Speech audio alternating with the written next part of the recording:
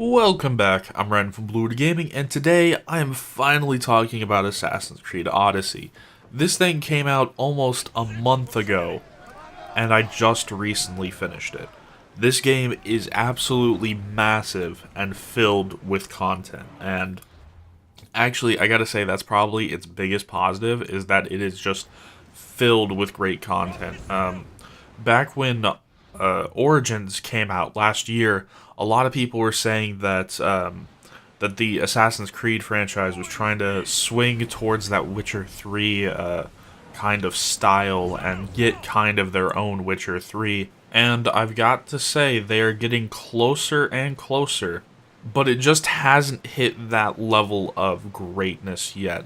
So let's go and talk about the pros and the cons and just how much I actually enjoyed this game.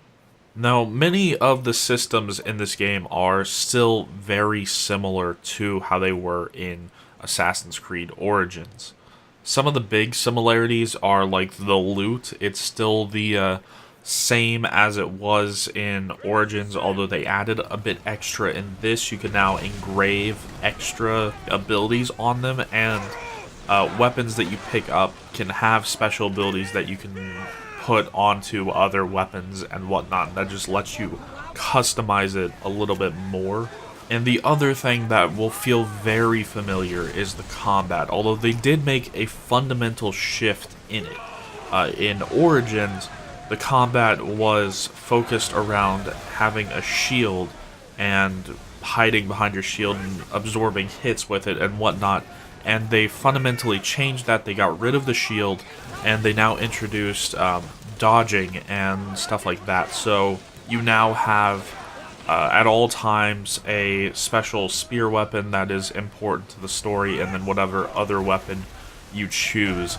And so you kind of dual wield unless you are using a two-handed weapon. Then you don't. But the shield is just completely gone. There is no shield in the game, and so you have to play a bit differently than you did in Origins. Then there are some smaller systems that work the same way that they did in Origins, such as the blacksmith still works pretty much exactly the same. The bandit strongholds, or whatever enemy strongholds that there are now, you still have to collect the loot from inside. You have to kill the leader and potentially free some prisoners, so it works the same way as it did in Origins. And I almost forgot, you have a bird in this game as well that flies around and lets you scope out and mark enemies and whatnot, and where different loot is, and so that system works the same way as it did in Origins as well.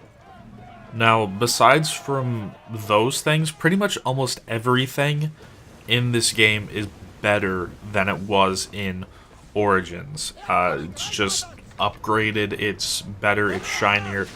People have been saying that the upgrade from Origins to Odyssey is like it was from Assassin's Creed 1 to Assassin's Creed 2. I don't think it's quite as drastic of an upgrade as that, but the same sentiment is there. Like, this is a clear upgrade over Origins, and if you liked Origins, you'll definitely like Odyssey as well.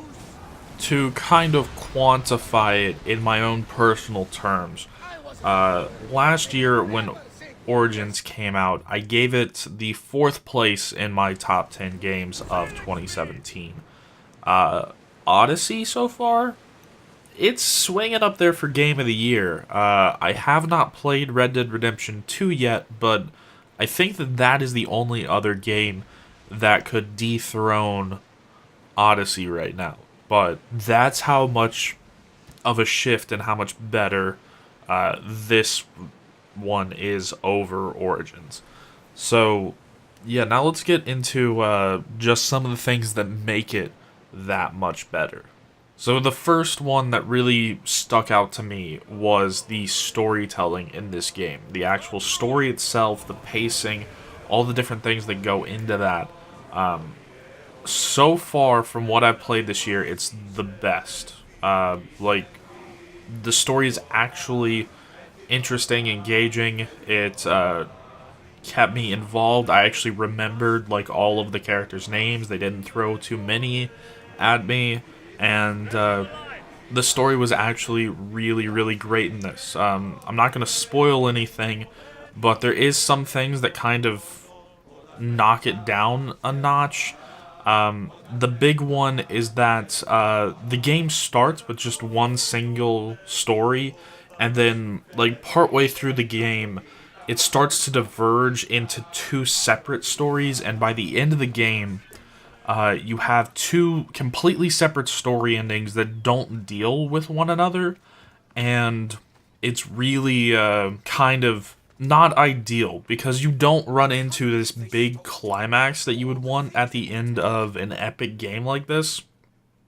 Instead, you get two smaller climaxes, which thematically work really well, each of them. It's just, if they could have combined the two, I think it would have made a better ending instead of having two separate, smaller endings.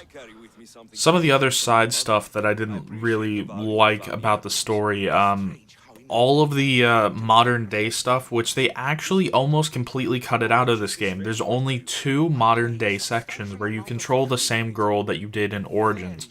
But in this one, it's really just, and this isn't spoilers, because nothing really happens here, so I'll just say the first one, she's walking around an apartment where the new version of the Animus is, and you just get to look around and see some more like back-end story stuff if you really want to look into it. And then the other one is going to a place that's important to the plot that I won't really spoil, but yeah, so one of those actually has a reason for someone being there, not really, but I hope that in the next game they just completely get rid of all of the modern day sections because they don't add anything, and at this point they're just subtracting from the actual story. And something else that I kind of want to mention that I'm really indifferent about, like I'm flipping back and forth between it being an okay thing and kind of a bad thing, and that is the same thing that I knocked Origins for. This game doesn't really have much to do with the assassins. Like, you deal with a precursor to the Templars in this game, but there's absolutely no mention of the assassins. Granted, this game takes place, what, 400 years before Origins, so the assassins aren't a thing for another couple 100 years. So there's a reason for it. But this game focuses more on kind of the first civilization, you know, all the gods and stuff that were in some of the previous games, but you're dealing with kind of more of them instead of the actual assassins. And it's kind of a cool shift, but really, this game could have had a different title without Assassin's Creed. Changed maybe like 2 or 3 things about some of the places and some of the stories, and it would have been its own game. Like, this is so, like, not tied to Assassin's Creed that it's just kind of funny, almost. But, like I said, it's going back and forth between it being a bad thing and just an okay thing. And right now, I'm leaning on it being an okay thing. The next thing that I'll talk about that's a big step up from Origins is the skill tree and abilities. In Origins, the skill tree was pretty much almost exclusively passive things. It's really no activated abilities. In this one, the skill trees are pretty much almost all active abilities, and then there's passives thrown in there. So you'll see when I fight, there's these little circles in the bottom left. Those are activated abilities that actually add quite a bit to combat. And so I think that the activated abilities make the combat a lot less stale, and you can customize it a lot more than you could in Origins, and so overall, it just raises the combat up to be something better than it was in Origins. Now, the last big upgrade that I'll talk about is the map and the world itself. In Origins, it was just the deserts of Egypt, and that was the map. And I actually liked the map more than quite a lot of people, because, I don't know, I just find Egypt kind of interesting. But they replaced it this time around with Greece and the islands around mainland Greece. And while it is just like one biome, like it should be, it's all just forests and mountains and whatnot. It's just somewhat better than Origins world. And the easiest way that I can really put it is in Origins world, there's large sections of it where you only go to like once or maybe not even go there at all. And there's large sections of the desert that you will just avoid because there's nothing out there. Where you don't really have that in Odyssey. You're going pretty much everywhere and there's something to do everywhere. Every island has side quests that you can do on them. It's usually a whole side quest chain. And you're pretty much going everywhere. Like, by the time I finished the main story, I'd only not gone to a handful of islands. And when I did finally go to those islands, there were side quests waiting for me. So this world is just filled better than it was in Origins, and that's really why I say that this is an upgrade. It's not that I like Greece more than Egypt or whatnot, it's because they fill this world better than they did in Origins. And now that we have the big kind of upgrades and things that are better than Origin out of the way, let's get into the things that are kind of not so good. And these won't be comparing it to Origins, these are just things that in general could have been better. Now, the first thing that could have been done much better is the ship. In this game, you get to sail around a Greek trireme, and it works pretty much almost exactly the same as the ships in Assassin's Creed 4, and I think that you got to play a ship captain in a later Assassin's Creed game, but essentially it works the same way as Assassin's Creed 4, and really this could have just been done better. Sailing from one place to another is an absolute chore. Like, you just set on the travel speed and then you set your controller down. Like, this might have been one of the few games this year where when I'm traveling from one location to another, I pick up my phone just to pass the time. Like, it's really, really terrible traveling from one place to another. And something else that's kind of weird about that with traveling is some distances are like super long and just like way wide open, where other places you have like a shore and an island super close to each other, and I'm talking like the mainland Greek shore, and like some things are way too close to each other and some things are like way too far away from each other, and it just makes going from one place to another by ship just kind of annoying. And so normally I will just ride my horse around if I can, because that's actually quite fun. But if I have to travel by ship somewhere, I'm just going to fast travel if I can, because I'd rather just avoid it. Another thing that could have been done so much better, and this one really kind of irks me, is the way that they set up the bad guys in this game for side quests. So I'm going to stay away from spoilers as much as possible, but there might be some slight spoilers for this section. Essentially, the people that you go after in this game, the precursors to the Templars, are called the Cult of Cosmos, and you have to hunt down and kill the cult members. And you find out where they are by doing side quests. And something that I found that was happening over and over again is I would go to a place, get an introductory mission kind of setting up this whole big quest line and everything, and how we're going to take down this specific cult member. To give a specific example without being too specific, there's this one island that you go to where the local population is setting up a quiet rebellion against a cult member that leads the Athenian troops on said island, and you go through the first mission. You meet all the main characters of this kind of side mission plot on this island, and the main people of the rebellion, their whole plan and everything. And then at the end of the mission, you go outside of the cult member's house, and the character tells you about how you're going to have to, like, reduce its security before you can go attack him and whatnot.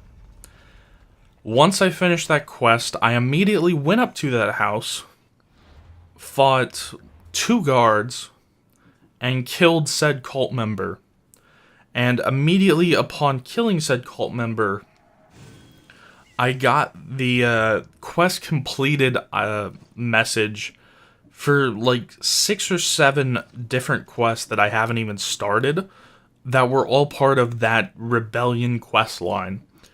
And I immediately got put into the epilogue quest for said quest line, and people were talking to me as if I'd done this whole big quest line and were referencing events that I had never done because I just skipped them by killing this person early.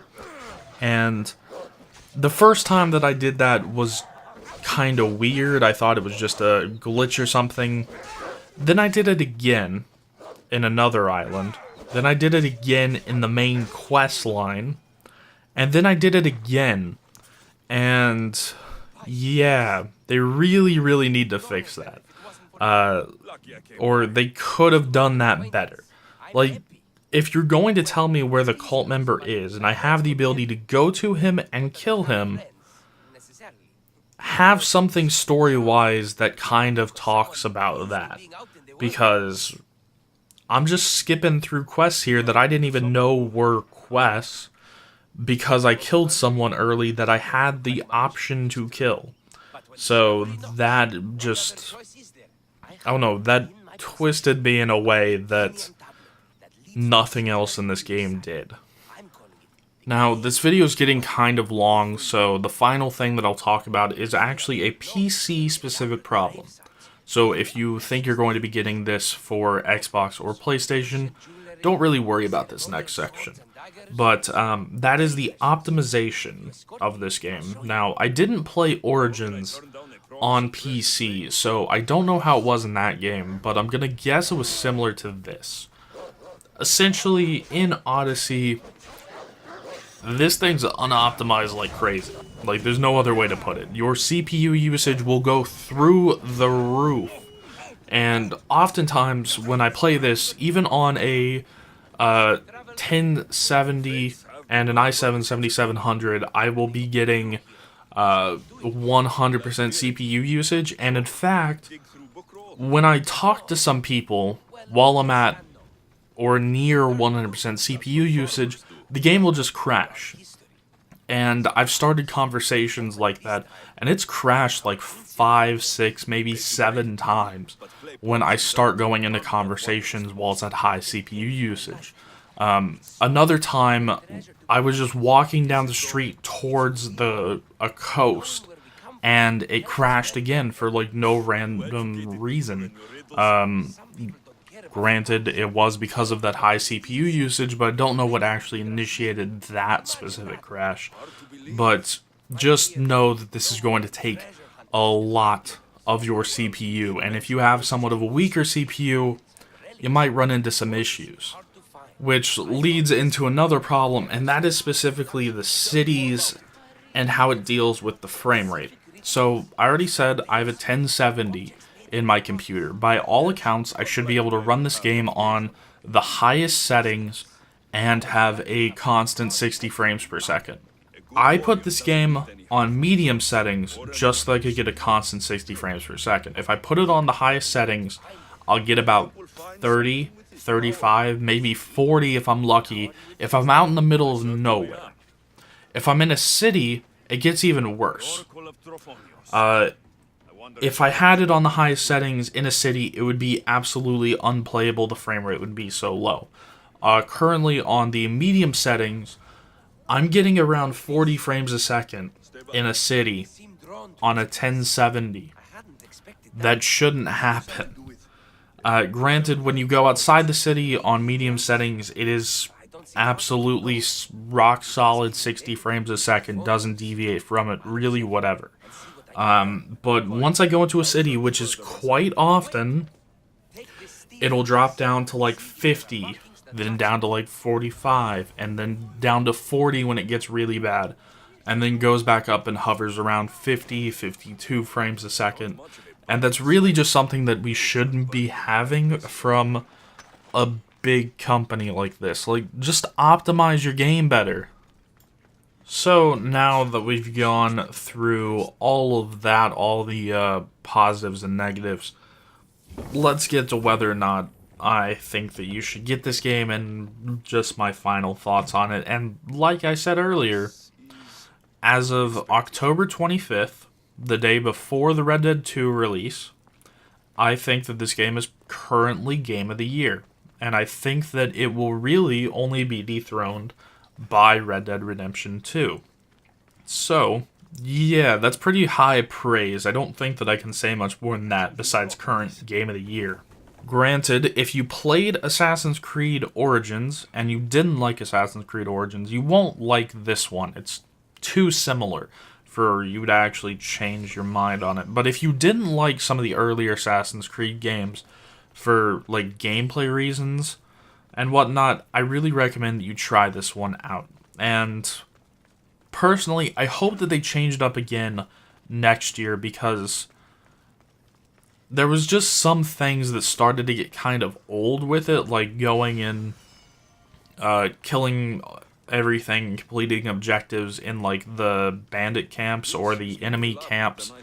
That started to get kind of old, and they just really need to refresh some of the things instead of just improving them. They actually need to change them up more.